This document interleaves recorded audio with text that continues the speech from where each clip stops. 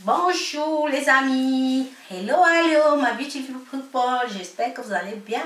Moi ça va super bien. Alors aujourd'hui je viens dans cette vidéo vous raconter une story time les filles. Vraiment cette histoire m'a troublée dans mon enfance. Je viens vous raconter ça dans le but de sensibiliser la jeunesse, de sensibiliser les jeunes filles et les jeunes hommes qui me suivent dans cette chaîne. Voilà. Pour raconter cette story time, vraiment, prenez votre tasse de café, prenez votre thé, prenez vos tabourets et prenez place. Parce que cette histoire, vraiment, ça va aider beaucoup d'entre nous. Et surtout, restez scotchés jusqu'à la fin de la vidéo, car le meilleur vient à la fin. Voilà, c'est parti pour la vidéo juste après le jingle. La paix.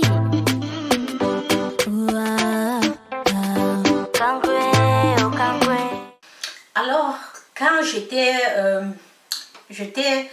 quel âge? J'avais 16 ans, hein? Oui, j'avais 16 ans. On avait une grande tata au quartier, tout le temps.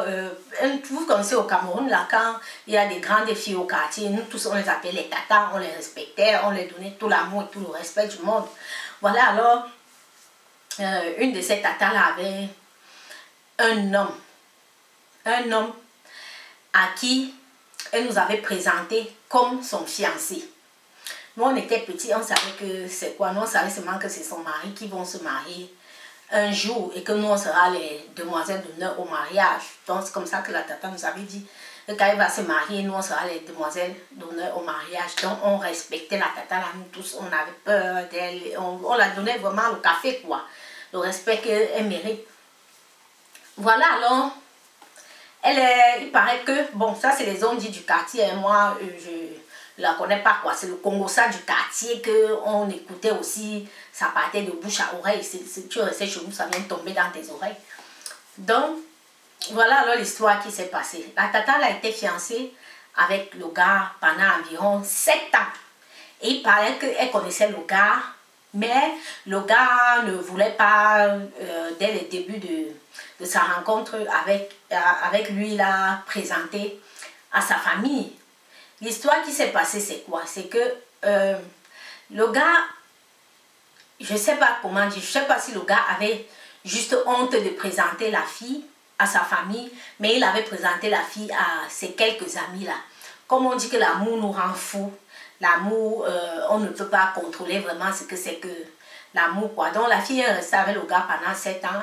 Et au bout de la 5e année, le gars l'a amené chez quelqu'un qui lui a présenté comme si c'était son oncle et chez une autre dame qui l'a présenté comme si c'était sa tante.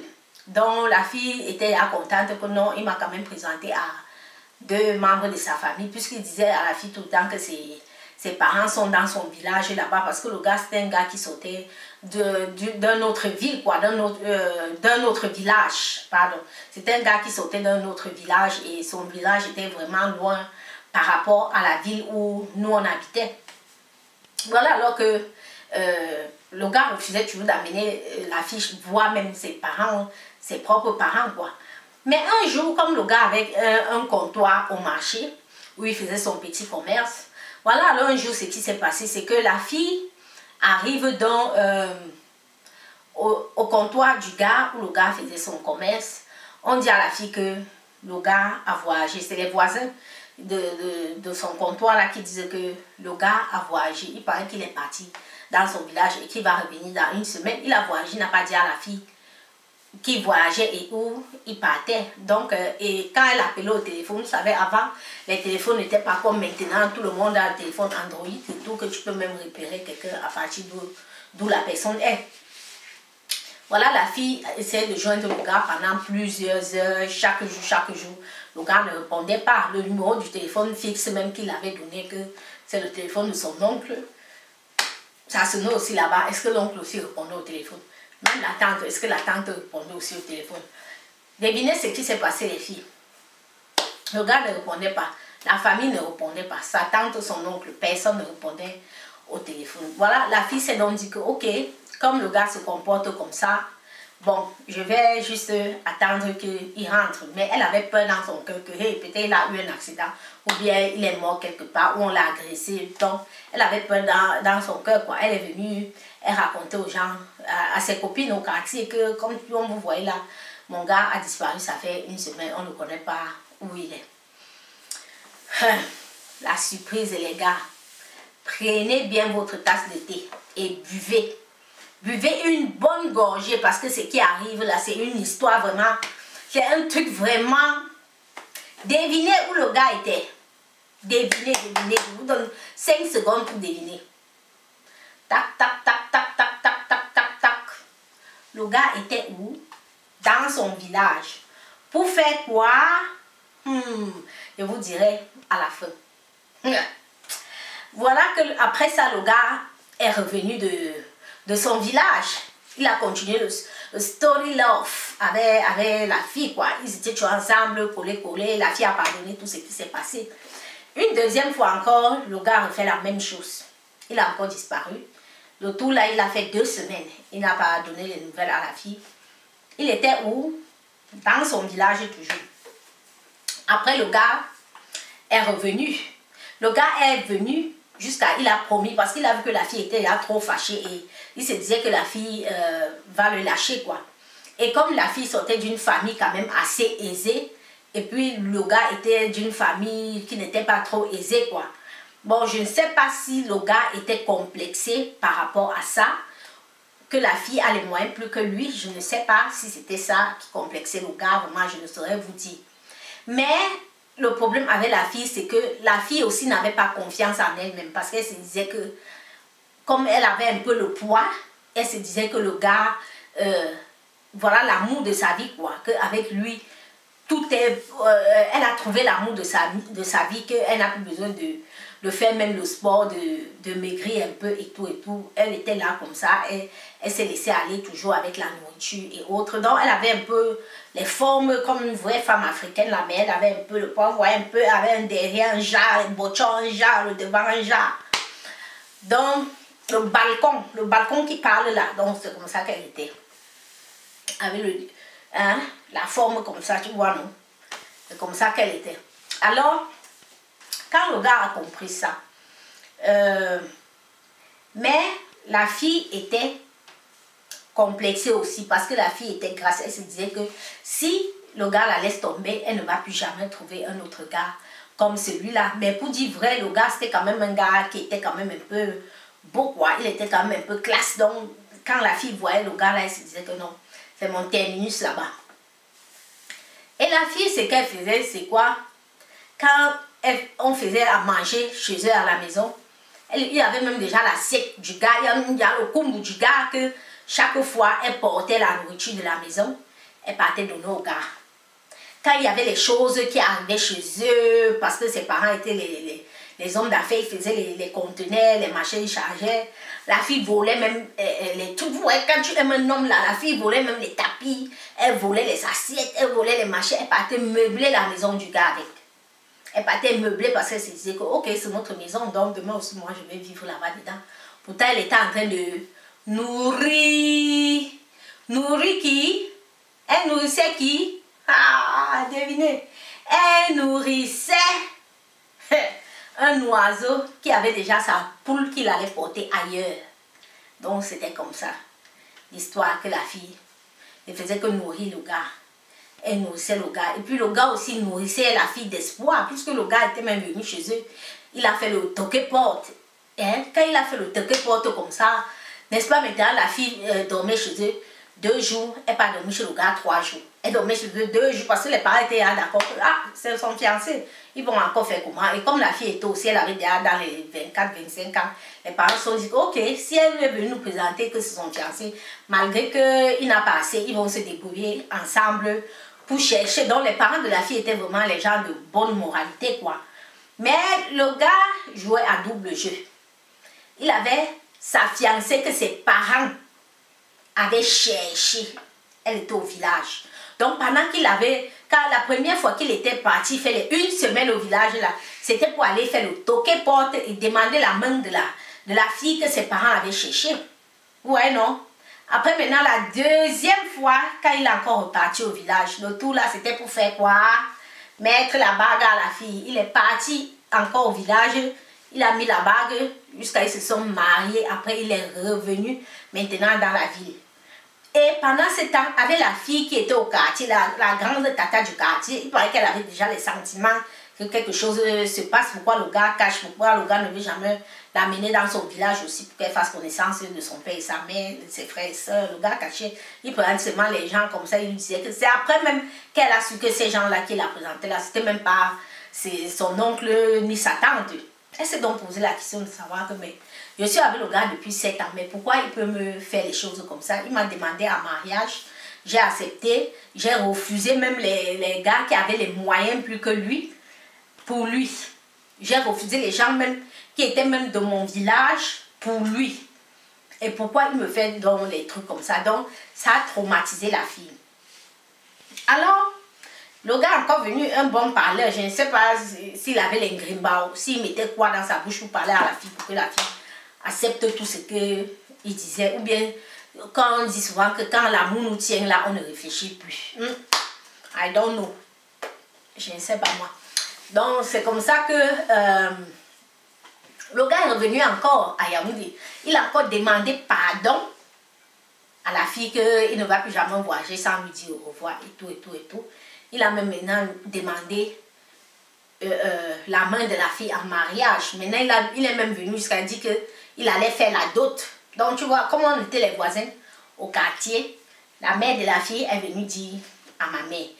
Les mamans du quartier, tout le monde était déjà au courant qu'il y aura la dot de la fille chez eux. Et nous, les petites filles du quartier, elles nous avaient choisi comme ces demoiselles d'honneur. Moi, je faisais partie de ces demoiselles d'honneur-là. Et tu vois, quand on te choisit encore comme demoiselle d'honneur, ça veut dire que tu es vraiment à l'honneur, tu es contente parce que tu auras une nouvelle coiffure, des nouveaux vêtements, une nouvelle chaussure, on va prendre soin de vous quand même, on va t'acheter des nouveaux trucs, quoi. Donc, on était tous heureux, on était contents d'être demoiselles et garçons d'honneur de la tata du quartier parce qu'on l'aimait bien. Quand elle rentrait soir le soir, elle nous flattait avec les bonbons, les chocolats et tout. Donc, c'était, non, c'était notre due tata, quoi. Que quand on ne la voyait pas un jour comme ça, on partait demander qu'elle est là, elle est là. Bonsoir tata, on la salue.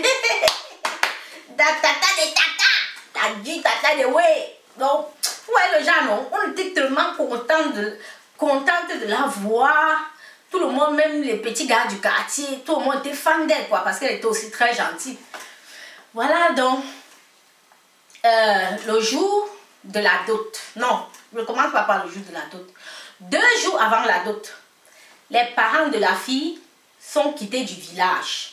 Sa famille du côté paternel, du côté maternel. Comme vous connaissez comment on fait la dot là, non? Les 2 familles arrivent des 2 côtés. La famille de l'homme aussi arrive. Quand au moment que la famille de l'homme arrive, on voit seulement que c'est la tante du gars et l'oncle du gars que le monsieur avait présenté comme c'était ses gens, quoi, sa tante et son oncle. Donc, c'était un truc qu'ils avaient organisé entre eux pour manager la fille, pour continuer à l'exploiter, parce que la fille avait un peu ses moyens, donc parfois c'est elle qui lançait le gars, parfois aussi elle partait même chez des gens là qu'elle appelait sa belle famille. Elle préparait, elle les apportait les cadeaux, elle les faisait les trucs. Donc les gars étaient vraiment là qu'ils ne veulent pas laisser le Mougou partir. Donc le Mougou, ils ne voulaient pas laisser le Mougou partir, ils ont signé sur la fille que non, c'est juste à la gare comme à la gare. Voilà donc 2 jours avant le mariage que cela aussi vient. Le jour maintenant qu'ils devaient faire la dot, maintenant la famille du gars vient, les 2 là, le père et la mère là, donc la tante quoi, et l'oncle là, soi-disant, ils arrivent aussi le jour de la dot. Les membres de la famille, du côté paternel, du côté maternel de la fille demandent que mais depuis quand on vient pour faire la dot d'une fille, il n'y a que 2 personnes. Et ce n'est pas les parents, ce n'est ni l'oncle, ce n'est ni la mère ni le père, mais c'est l'oncle et les tantes. On demande donc à la fille que est-ce que tu les connais? Elle dit que oui, que c'est son oncle et sa tante qui habitent ici dans la même ville que nous et que ses parents sont au village, ils sont très fatigués. Donc la famille de la fille s'est fâchée, ils ont dit que mais comment ils viennent seulement à deux, il faut qu'ils aillent chercher les autres personnes aussi, de la famille proche quoi, qui vont aussi venir pour la dot parce que dans son village on ne fait pas la dot comme ça. Et il paraît même que les filles devinaient l'histoire. Et il paraît même que les filles, il faut avoir confiance en vous-même. Ne vous laissez pas berner par les hommes. Ne vous laissez pas tromper. Ne soyez pas le genre de fille que dès qu'un garçon dit que oui, tu es belle, tu portes ton habit, tu vas déposer là-bas. Tu portes ton soutien, tu vas déposer. Tu fais semblant d'oublier la perruque là-bas. Tu fais semblant d'oublier les chaussettes. Tu fais semblant. Ne soyez pas le genre de fille là. Parce que si vous êtes... Je viens ici là sur ma chaîne vous sensibiliser, vous la jeunesse. Ne vous laissez pas berner. Ne vous laissez pas tromper par les hommes. Parce qu'ils sont là dehors. Je ne sais pas comment dire. Soyez sages les filles. Soyez sages. Tout ce qui brille n'est pas or. Tout ce qui brille n'est pas or. Ne vous jugez pas là. Ne vous basez pas sur l'apparence physique de quelqu'un pour dire que oui, celui-là c'est comme ça. Ou bien sur les moyens de quelqu'un pour dire que oui, celui-là c'est le meilleur, celui-là est bon, celui-là est ceci. Non. Ne vous basez pas sur l'apparence physique. Car elle est très trompeuse. Il faut vivre avec la personne. Il faut vivre avec la personne pour savoir comment est la personne. Et c'est que les gens viennent toujours vous parler dehors là, que oui, tu vois même le gars. Et puis le gars aussi l'avait présenté aussi à ses quelques amis qui l'avaient, donc les gens de son comptoir. Donc quand la fille est arrivée là-bas et tout, les gars disaient que oh, ça c'est notre Dieu, c'est la mère des mères, la recette des recettes, c'est toi notre femme. C'est toi notre femme. Tu es la seule et unique. Tu es notre femme. On jure que sur toi. Hein, parce que quand elle est arrivée là-bas, quand les gars font un peu le tapage comme ça, là, elle les achète la bière, elle les donne ceci, elle donne cela. Parce qu'elle espérait en l'amour, elle croyait en l'amour vraiment. Pourtant, le gars avait ses idées dans la tête. Le gars était là juste deviner. Le gars était juste là pour exploiter la fille. Il était juste là pour l'exploiter. Il prenait son argent, tout ce que la fille lui donnait. Il prenait, il envoyait à ses parents là-bas au village d'aller doter son autre femme.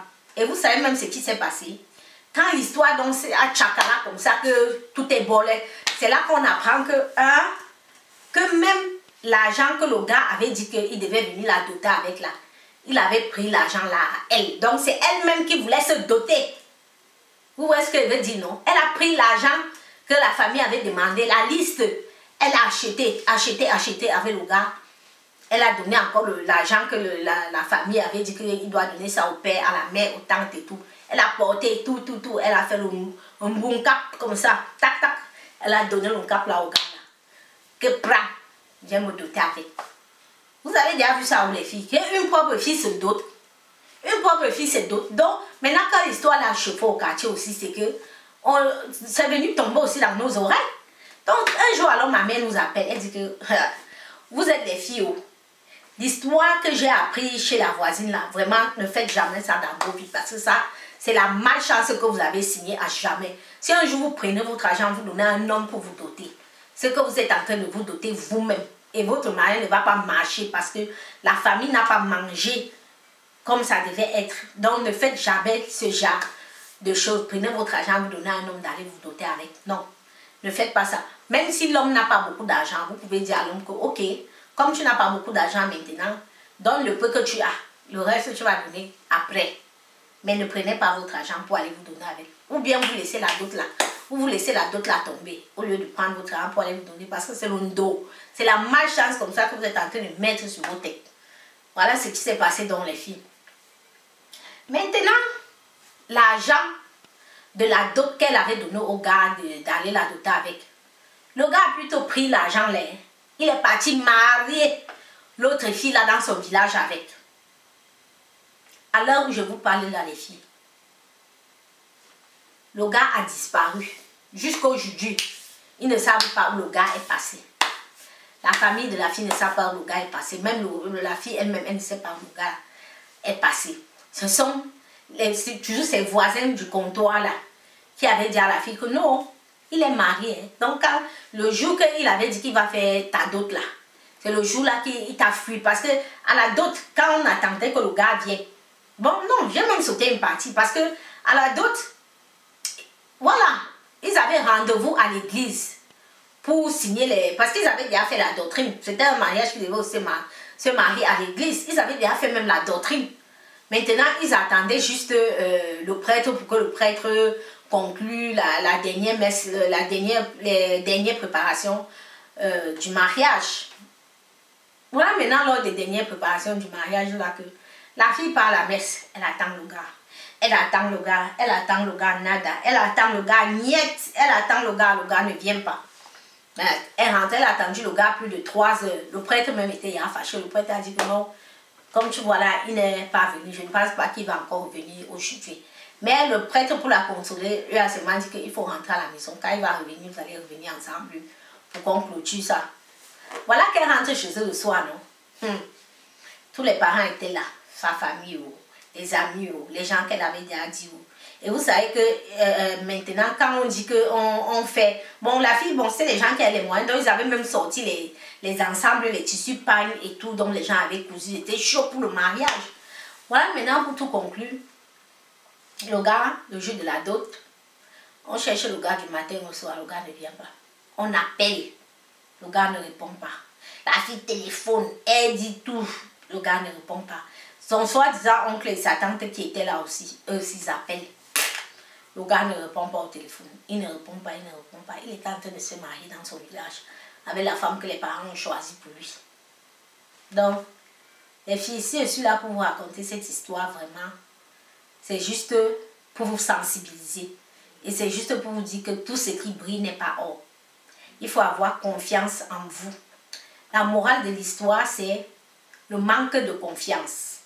Parce que quand tu n'as pas confiance en toi, n'importe qui peut sortir, il vient, il te baigne, il te raconte des bobards, il te raconte des conneries.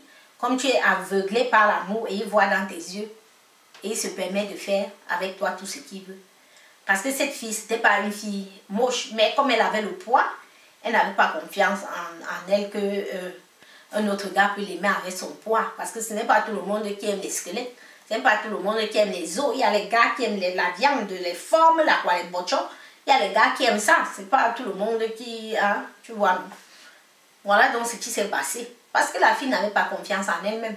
Elle s'est jetée dans les bras d'un gars comme ça. Après, le gars l'a foutu la honte comme ça. Ça c'est un truc qu'elle n'a jamais oublié toute sa vie. Ça va la traumatiser toute sa vie. Parce que jusqu'à aujourd'hui, même où je parle là, la fille n'est pas toujours mariée. La fille n'est pas toujours mariée. Elle n'a jamais pu effacer cette histoire dans sa tête. Je pense. Et après, même ça, que l'histoire là s'est passée comme ça. Les gens là aussi ont disparu. Son soi-disant oncle et ses tantes là. C'est après qu'on a appris que c'était même pas ses oncles, que c'était ses amis qui l'avaient monté comme ça. Les téléphones ne passaient plus. Vous voyez un peu à quel point le monde est méchant. Vous voyez un peu à quel point les gens sont prêts à tout pour atteindre les objectifs. Comment les gens sont prêts à tout pour tromper les autres. Parce qu'ils ont fait ça, ils n'ont pas pensé que la fille comme elle peut se sentir. C'est une marque qu'il a laissée dans le cœur de cette fille toute sa vie. Toute sa vie.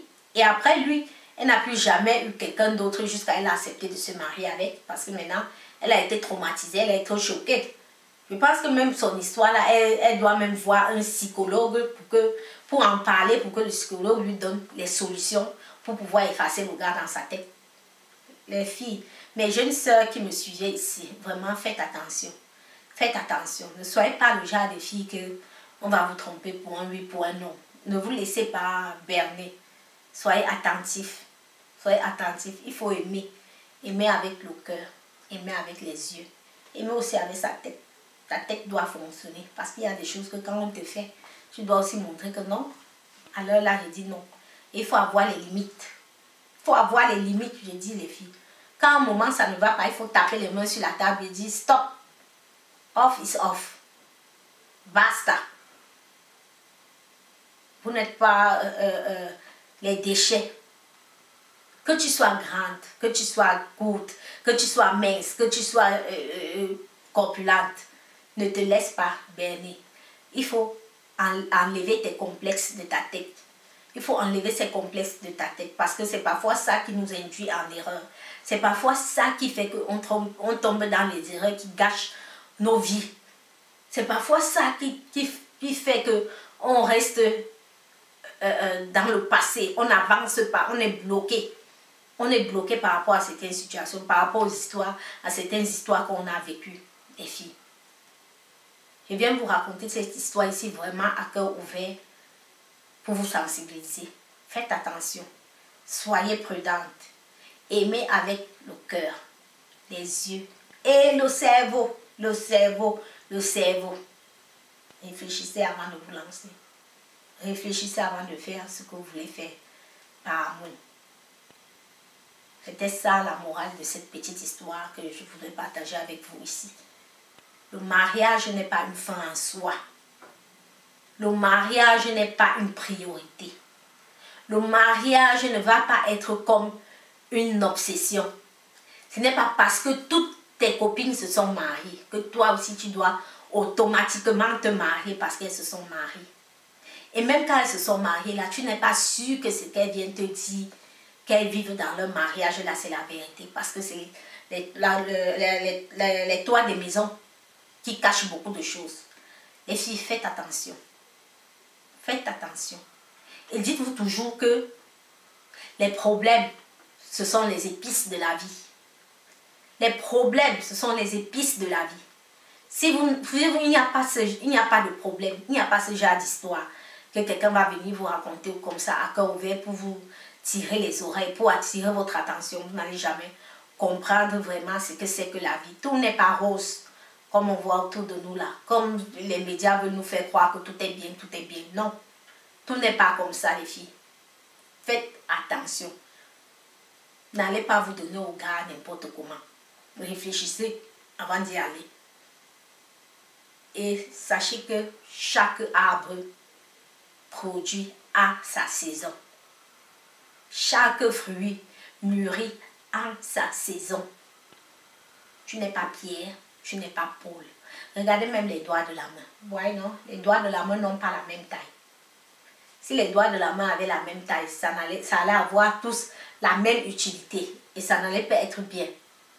Vous voyez, non? Chacun a son utilité et chacun a son temps. Aujourd'hui, Pierre peut se marier, demain Paul se marie, demain Jeannette se marie, demain Jackie se marie, demain Philomène se marie. C'est comme ça. Chaque chose a son temps. Restez calme, faites vos prières et demandez au bon Dieu, à votre Créateur, de vous envoyer l'homme qu'il a choisi pour vous. L'homme qu'il a choisi pour vous. La femme qu'il a choisi pour vous. Ne soyez pas pressés les filles. Ne soyez pas pressés les gars. Prenez votre temps. Car qui va doucement, va sûrement. Et surtout, suivez vos rêves. Travaillez. Le mariage viendra. Suivez vos rêves, les filles. Suivez vos rêves, les gars. Suivez vos rêves, car ils connaissent le chemin. Sur ce, je vous fais de gros bisous et je vous dis à la prochaine pour d'autres vidéos et pour d'autres astuces. Surtout, restez connectés. Abonnez-vous, likez et partagez.